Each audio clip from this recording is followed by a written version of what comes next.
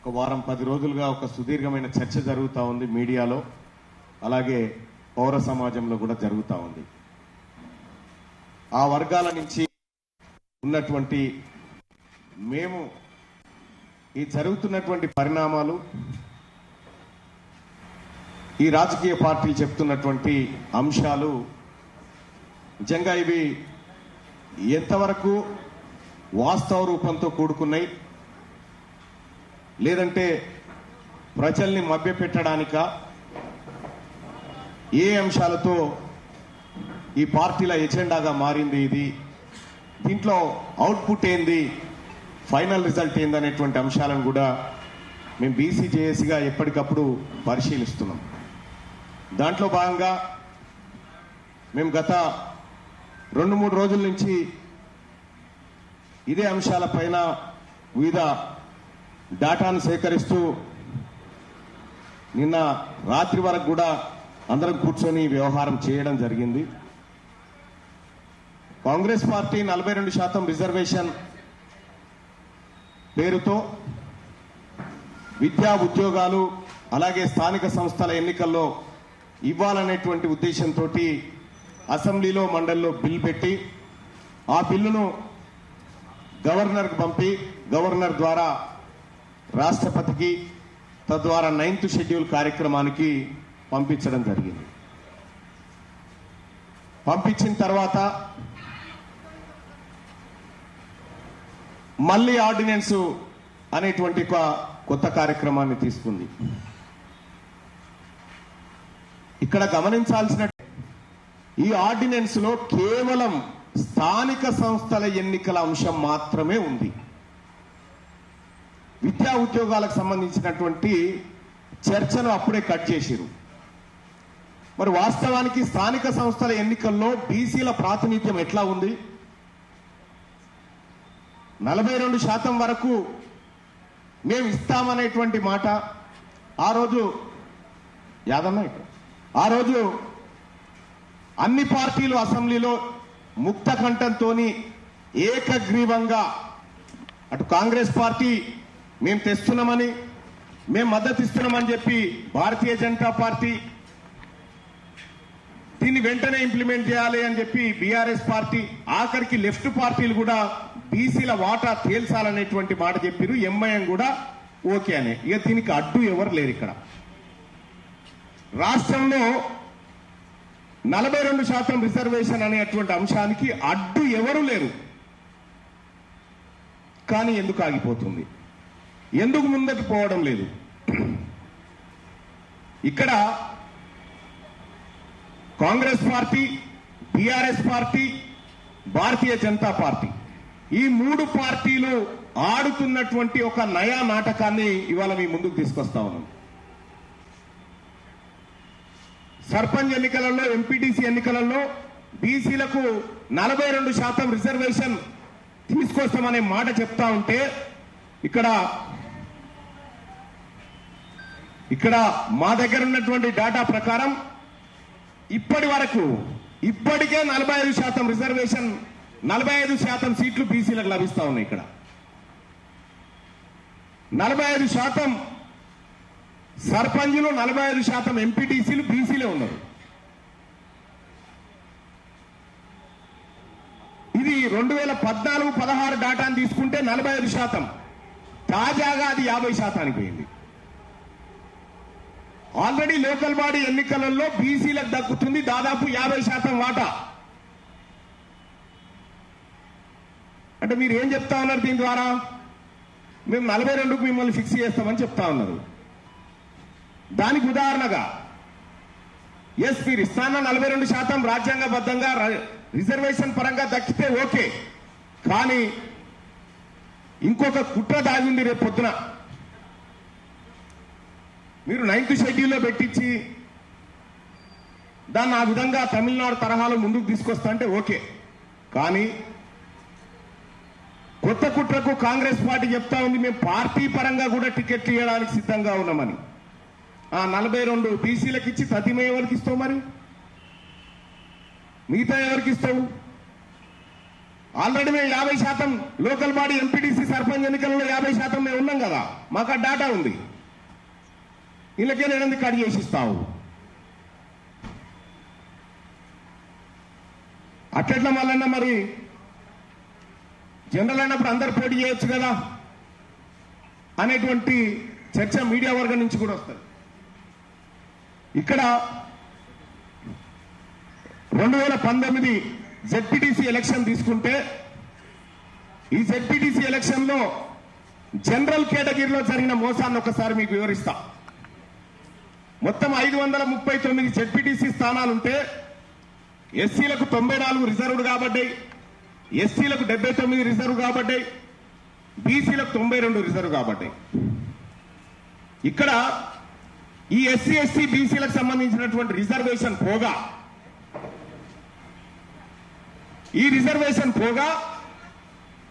General కేటగిరీలో unreserved కేటగిరీలో 274 జెడ్పీటీసీలు ఉంటే ఈ 274 జెడ్పీటీసీల్లో 70.43% అప్పర్ క్యాస్ట్ వాళ్ళు తీసుకున్నారు జనరల్ కేటగిరీ పేరు మీద.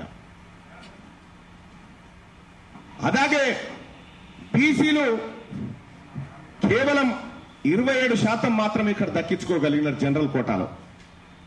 అంటే ఈ 42 చాటున ఈ 42 అనేటువంటి గుంజకు బీసీలను కట్టేసి మిగతా ఓపెన్ కేటగిరీ సీట్లను అప్పనంగా అంటే మీకు ఇచ్చినాం కదా అనేటువంటి మాట చెప్పేటువంటి దుర్మార్గంతో రాబోతా ఉన్నారు. ఇక్కడ మేము ఆల్రెడీ సర్పంచ్ ఎంపీటీసీలలో 50% వరకు సీట్లు ఇవాళ మా చేతుల్లోనే ఉన్నాయి. మీరు 42% పేరుతోని తీసుకొచ్చి పోనీ అది తీసుకొస్తారా అంటే అది తీసుకొచ్చేది కూడా కాదు. మీరు ఇదొక నాటకం. ఈ నాటకంలో భాగంగా పార్టీల పరంగా సీట్లు అనేటువంటి మాట తీసుకొస్తా ఉన్నారు. అయ్యా మీ పార్టీల సంగతి ఒకసారి చెప్పాలి. మేము ఇది 1952 నుంచి 2023 వరకు అసెంబ్లీ ఎన్నికల్లో తెలంగాణ ప్రాంతంలో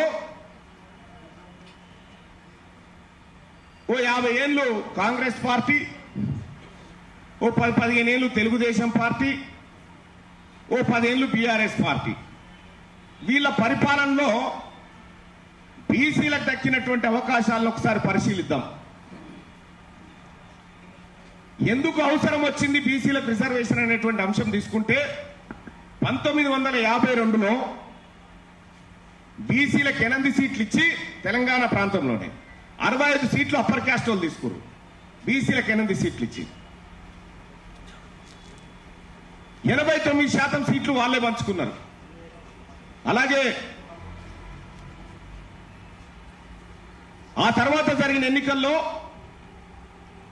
92% సీట్లు అప్పర్ క్యాస్ట్ తీసుకొని 6 సీట్లు మాత్రమే బీసీలకు ఇచ్చారు వీళ్ళు. అలాగే 1962లో 85% సీట్లను అప్పర్ క్యాస్ట్ తీసుకొని 14% సీట్లు బీసీల ముఖాన కొట్టిరు. ఇవన్నీ కూడా ఎక్స్ట్రా కాపీలు ఉంటే వాళ్ళకి ఇవ్వండి వ్యవసాయం. అలాగే 67లో 15%, 72లో 75% సీట్లు తీసుకురు, 78లో 67, ఇట్లా ఇంత రాను రాను రాజుగుర్రం కంచెరగాడిద అయినట్టుగా ఒకానొక సందర్భంలో బీసీలకు 27 సీట్లు దక్కినటువంటి శాసనసభ నుంచి 19కి వచ్చి పడ్డది. ఇవాళ ఈ పార్టీలు బీఆర్ఎస్ పార్టీ కానీ కాంగ్రెస్ కానీ బీజేపీ కానీ బీసీలకు టికెట్లు ఇచ్చే కాడ కాంగ్రెస్ పార్టీ నుంచి 65 మంది రెడ్లు అప్పర్ క్యాస్ట్లు ఉంటారు, బీజేపీ నుంచి 65, బీఆర్ఎస్ నుంచి 65. గెలిస్తే వీళ్ళే 3 పార్టీల నుంచి కాబట్టి ఎవరో ఒకరు గెలవాలి. బీసీలకు టికెట్లు ఇచ్చే కాడ ఎంత దుర్మార్గమైనటువంటి చరిత్ర ఉంది ఈ 3 పార్టీలకు అని గమనిస్తే ఇది మొన్నసారి జరిగినటువంటి అసెంబ్లీ ఎన్నికల్లో కాంగ్రెస్ పార్టీ ఏం చేసింది, బీఆర్ఎస్ ఏం చేసింది, బీజేపీ ఏం చేసింది ఒక్కసారి లెక్కలు చూద్దాం. ఆదిలాబాద్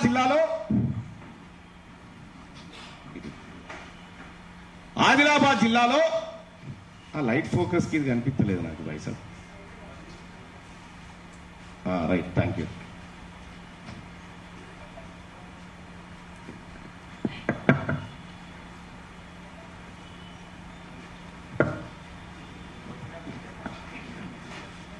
ఆదిలాబాద్ జిల్లాలో 10 సీట్లుంటే 5 రిజర్వ్డ్ పోగా 5 సీట్లున్నాయి అక్కడ. ఆ 5 స్థానాల్లో కాంగ్రెస్ పార్టీ ఓసీలకు ఇచ్చుకుంది 4 సీట్లు, అయితే బీసీలకు 1 సీటు పరేసింది. సేమ్ టైం టీఆర్ఎస్ పార్టీ 4 సీట్లు ఓసీలకు ఇచ్చింది, బీసీలకు 1 ఇచ్చింది. భారతీయ జనతా పార్టీ 3 ఓసీలకు ఇచ్చింది, 2 బీసీలకు ఇచ్చింది. కరీంనగర్ జిల్లాలో 13 ఉంటే ఉమ్మడి కరీంనగర్ జిల్లా చెప్తున్నా 3 రిజర్వ్డ్ 10 జనరల్ స్థానాలుంటే అందులో అప్పర్ క్యాస్ట్ వాళ్ళకు 6 సీట్లు, బీసీలకు 4 సీట్లు ఇచ్చింది కాంగ్రెస్ పార్టీ. ఇక అలాగే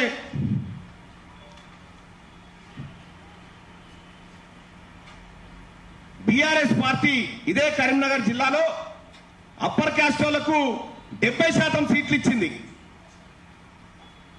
ఖమ్మం జిల్లాలో 100కు 100% సీట్లు అప్పర్ క్యాస్ట్ వాళ్ళు తీసుకున్నారు. అంటే ఎక్కడైతే గెలిచే అవకాశాలు ఉంటాయో అక్కడ బీసీలకు టికెట్లు ఇవ్వకుండా, అక్కడ బీసీ అభ్యర్థులు లేకుండా 3 పార్టీలు చాకచక్యంగా చాలా జాగ్రత్తగా ఇచ్చి బీసీలకు ఇస్తే గెలవరనేటువంటి భ్రమ ఒకటి కల్పించి మోసపూరితమైనటువంటి చర్యలకు పాల్పడ్డారు.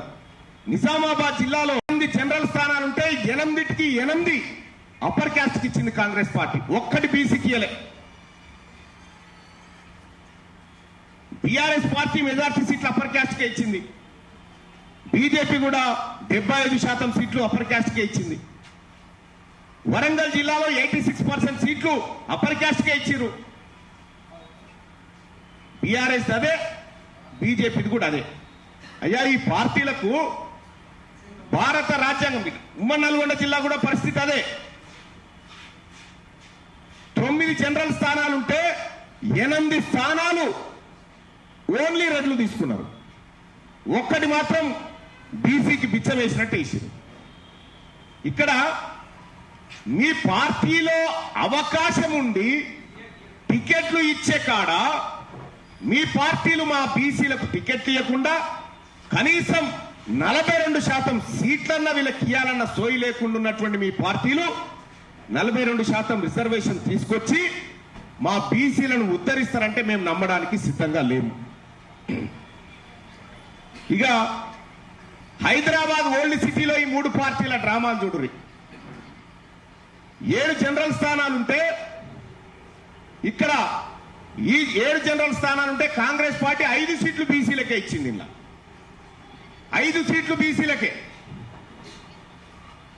వీళ్ళిట్లా అంటే మేమేం తక్కువనా అని చెప్పి బీఆర్ఎస్ పార్టీ అదే చేసింది, బీజేపీ అదే చేసింది. 4 సీట్లు ఇచ్చింది బీజేపీ, ఇంకొక షెడ్యూల్ కాస్ట్ కూడా ఇచ్చిరాడా. ఈ బీసీలకు ఇచ్చిన దాంట్లో మేరాయనకు కూడా ఇచ్చినామయా మేము కాంగ్రెస్ పార్టీ టికెట్ అని చెప్పారు. ఓడిపోయే కాడనేమో మాకు అత్యధిక సీట్లు, ఓడిపోయే కాడ అత్యధిక సీట్లు, గెలిచేటువంటి నల్గొండలో మాత్రం ఉమ్మడి నల్గొండలో 9 జనరల్ స్థానాలుంటే 8 మీరు తీసుకొని 1 మా ముఖానికి వచ్చింది. ఈ రకంగా బీసీలను రాజకీయంగా ముందుకు రాకుండా మీరు అనేకమైనటువంటి కుట్రలు చేస్తున్నటువంటి పార్టీలు బీసీలకు న్యాయం చేస్తాయంటే నమ్మడానికి సిద్ధంగా లేము. ఇవాళ ఢిల్లీలో కాంగ్రెస్ పార్టీ ధర్నా, భారతీయ జనతా పార్టీ ధర్నా, బీఆర్ఎస్ పార్టీ ధర్నా. అందరు శాఖాహారులే బీసీల విషయంలో, అందరు శాఖాహారులే. కానీ బీసీ రిజర్వేషన్ నిజంగా వస్తుందంటే వీళ్ళందరూ కూడా ఒకటే బీసీల రిజర్వేషన్ ఇవ్వద్దని కొట్లాడే బ్యాచ్ ఇదంతా.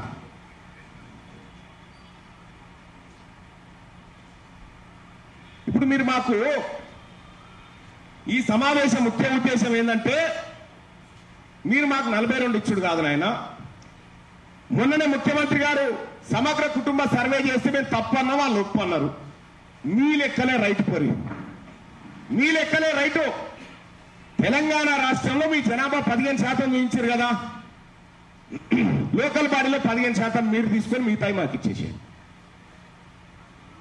ఆ 15% మీరు తీసుకొని మిగతా సీట్లు అన్ని పార్టీలు, ఒక కాంగ్రెస్ పార్టీ కాదు, అన్ని పార్టీలు తీసుకొని ఆ 15% తీసుకొని మిగతా సీట్లన్నీ బీసీలకు ఇచ్చేయండి.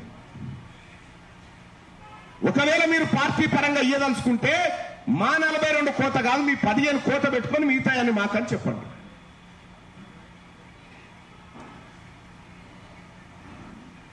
ఇట్లా ప్రజల్ని, బీసీ ప్రజల్ని మరోసారి నయవంచన గురి చేసి ఈ రాని లోకల్ బాడీ రిజర్వేషన్ల విషయంలో లోకల్ బాడీలో అంతో ఇంతో 50% వరకు రీచ్ అయినాం. కానీ ఉద్యోగాలలో విద్య విషయంలో మేము వెనకబడినాం. మీరు ఇవ్వాల్సింది అక్కడ కదా మాకు. ఆ టాపిక్ లేకుండా లోకల్ బాడీ ఎన్నికల్లో 42% రిజర్వేషన్ విషయంలో బీజేపీ ఆయన కాంగ్రెస్ తిడతాడు, కాంగ్రెస్ ఆయన టీఆర్ఎస్ తిడతాడు. మరి ఉద్యోగాల అంశం ఏది ఇక్కడ? 42% రిజర్వేషన్ ఉద్యోగాలలో ఇవ్వాలి. కాంగ్రెస్ పార్టీ చరిత్రలో ఎన్నడూ కూడా కాంగ్రెస్ పార్టీ బీసీలకు రిజర్వేషన్ ఇవ్వలేదు. ఆ 27% రిజర్వేషన్ కూడా గౌరవ ప్రధాని, మాజీ ప్రధాని విపి సింగ్ గారి పుణ్యాన్ని వచ్చింది. కాబట్టి కాంగ్రెస్ పైన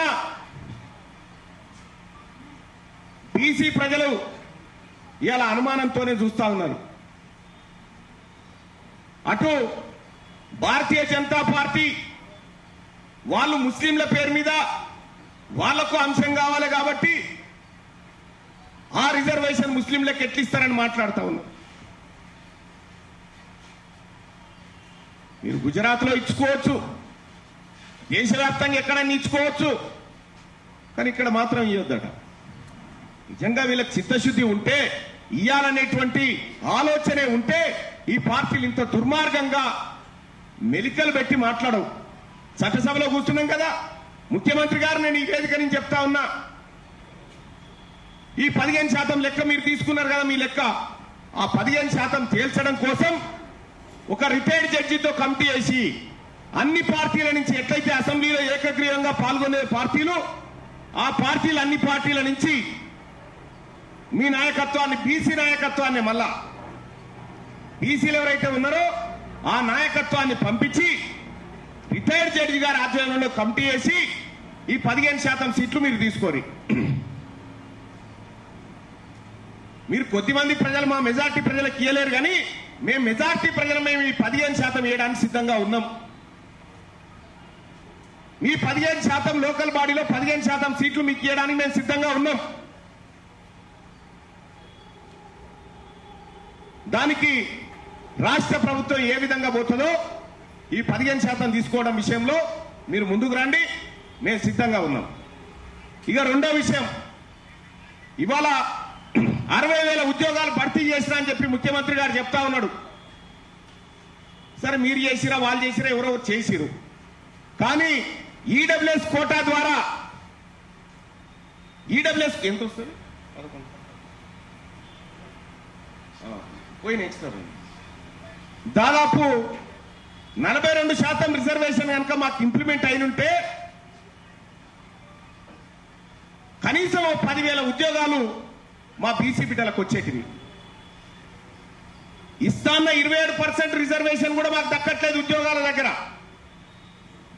విద్యా సంస్థల్లో కూడా మా పరిస్థితి అదే. అసలైన విద్యా ఉద్యోగాలలో అక్రమంగా ఈడబ్ల్యూఎస్ కోట అమలు చేసుకుంటారు.